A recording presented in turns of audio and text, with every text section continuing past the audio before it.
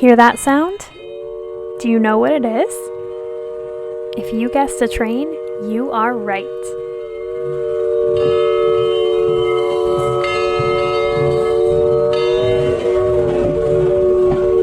Hi friends, I'm Miss Stephanie and I love to go on exciting learning adventures. Today is a special day because I'm going to go on a ride on a real train. Want to join me? There is a lot we can learn about trains and how they work. All aboard!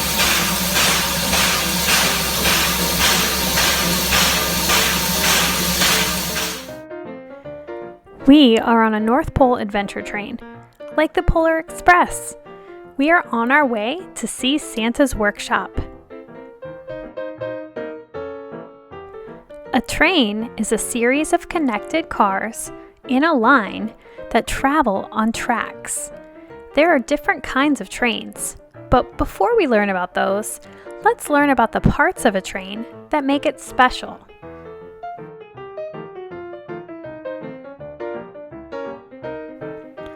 The front of a train is called the locomotive. The locomotive is where the engine of the train is found. The engine is the machine that makes the train go. There are different kinds of train engines or locomotives. A steam locomotive has this name because big puffs of steam come out of the train. It looks like clouds. Steam is very hot. The steam usually comes from burning coal inside the locomotive. Coal is a special kind of rock found in the ground that can be burned for energy. Coal is burned and that creates hot energy that makes the train move. Steam locomotives have been used for a very long time. However, they are not used as often today. A kind of train that we see a lot of today is called a diesel train. A diesel train is a locomotive that runs on a special fuel called diesel. And diesel is a powerful liquid fuel, kind of similar to the gasoline that makes cars run. Diesel is often used in big trucks, boats, and trains.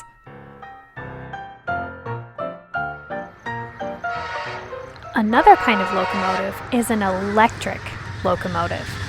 Electric engines use electricity to move the wheels so the train can go. Some electric locomotives use overhead wires or wires that are above the train to help the train go. Each part that is connected in a train is called a car.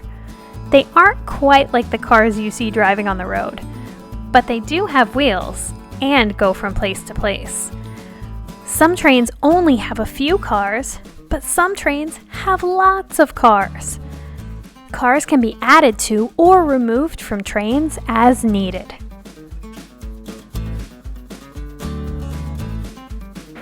When you're on a train, you can walk from one car to the next from the inside. This is what it looks like to go from car to car. The last car on a train is called the caboose. Today, some trains do not have a caboose. A caboose used to be important because it was a space used by the workers on a train.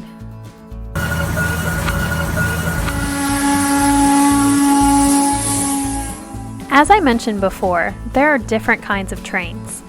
Some trains take people from place to place, so they are trains that you can ride on.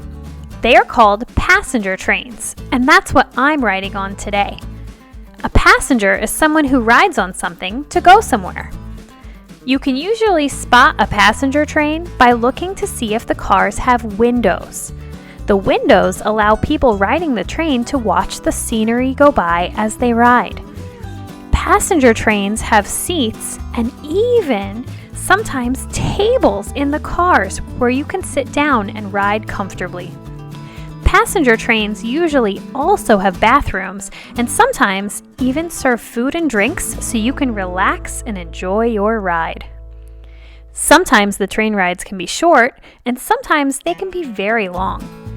Some passenger trains even have beds, and you can sleep as the train travels overnight.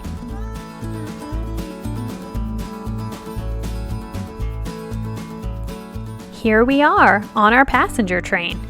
We have chairs and a table, and we even got some food and drinks for our ride.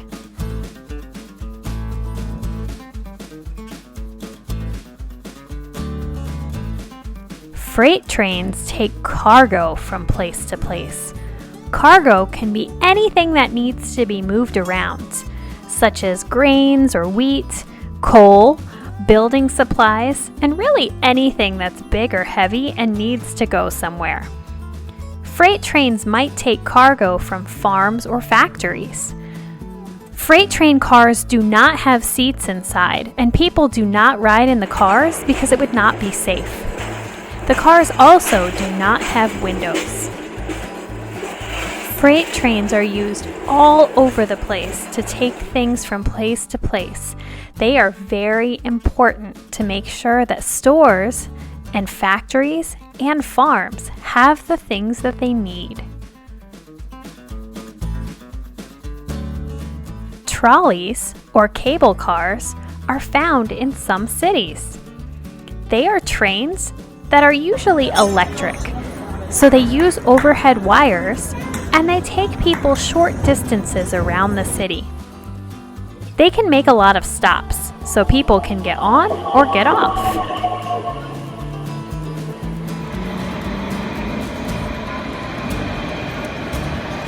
Subways are trains that run under the ground in tunnels. Subways are usually found in cities where lots of people live and the places that people go are closer together. Subways are fast and can help people get from one side of a city to the other very quickly because they do not have to worry about traffic like the cars on the road do. Lots of people take subways, so they can get very crowded.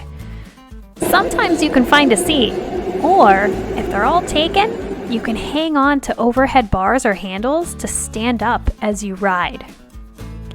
Usually, to get on a subway, you can take an elevator or some stairs from the ground level to the underground.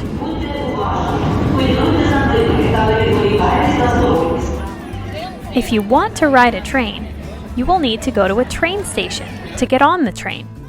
Trains will stop at different stations so people can get on or off the train. And when you go to a train station, you will see signs that tell the schedules, and the schedules show where each train is going and at what time. When you are ready to board or get on the train, you will go to the platform. A platform is the area where trains stop so you can get off or get on the train. Now, when you ride a train, most of the time, you'll need a ticket. You can buy the ticket, and your ticket will say the time of your ride as well as where you're riding from and going to. Here's my ticket. This one looks really fancy, but train tickets can look different ways too.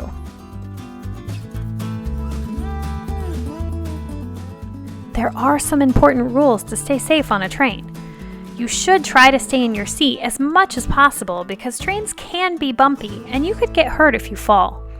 It's okay to get up if you need to, but you may need to hold on to the seats as you walk so you can get around safely. Trains are usually heated or cooled, so they're comfortable to ride in. And luckily, this train is heated because it's really cold out tonight.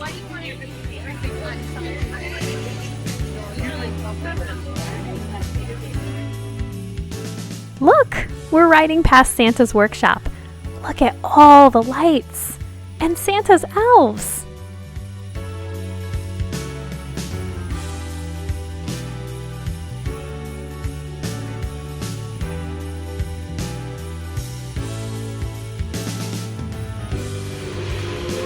There are special people that work on a train. The person who drives the train is called the engineer. The engineer usually stays at the front of the train, in the locomotive, to make sure the train is going at a safe speed. The engineer also knows how to fix the engine if something is wrong with it. A conductor is someone who takes care of everything else going on in the train. A conductor might help the engineer drive the train and figure out when to stop, and communicate with train stations so they know if there might be danger ahead or anything else they might need to know. Conductors also make sure passengers are safe and will sometimes check passenger tickets to make sure people are on the right train. Conductors are also known for wearing this style of hat. This helps passengers to recognize who the conductor is in case they need help. Our conductor on the holiday train let us try the hat on, but it was a little too big. There can be other workers on trains, especially on passenger trains, called attendants. Their job is to help passengers get what they need, such as food, drinks, blankets, or anything else to help them on their trip.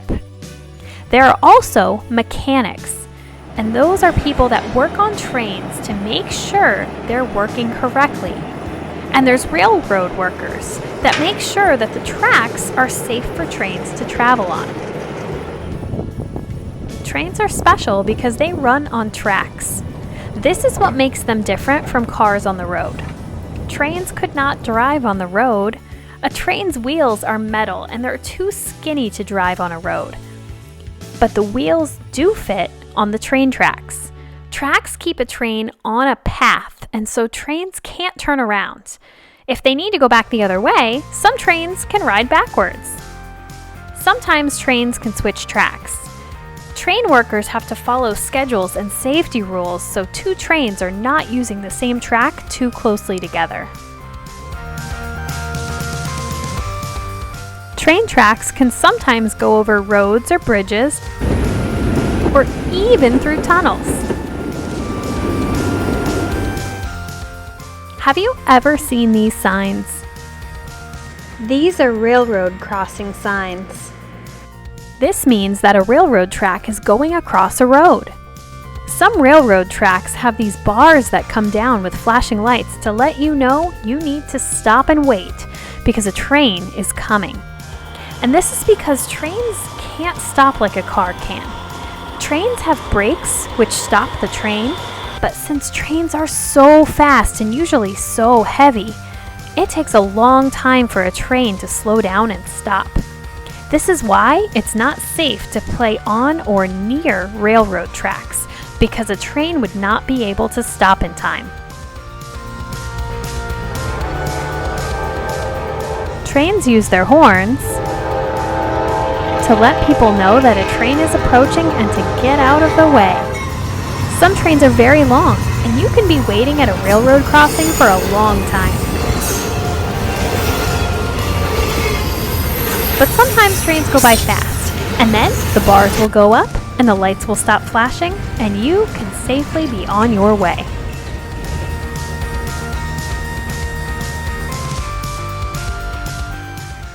Trains are so much fun. You might even have some train toys at home. Some train toys come with tracks. Look at this one.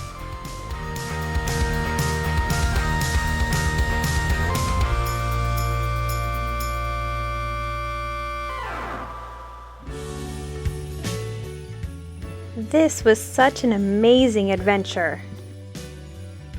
We even had a surprise visitor on our holiday train. Look who it is! Today was so fun. I really enjoyed going on a train ride and learning about trains. There was so much to learn. I hope you had fun too. If you're ever on any kind of train, think about all that we learned today. Time to get off the train now. Make sure you subscribe so you can be notified about our next awesome field trip. Bye!